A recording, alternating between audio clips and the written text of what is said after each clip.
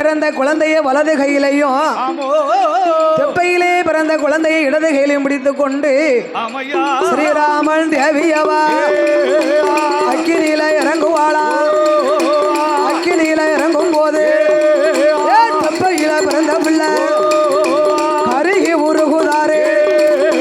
அதை அறிந்த சீதையவா ஹரிராமல் முன்னாலே பாருமையா ராமபூமா என்னுடைய மகனுக்குத்தான் உயிர் கொடுக்க வேண்டும் என்று சீதையவா சொன்ன போது ஸ்ரீராமச்சந்திரரும் அப்படியே ஆட்டும் என்று எரிந்த சாம்பலில தீர்த்தம் கொண்டு தொலைப்பாரா.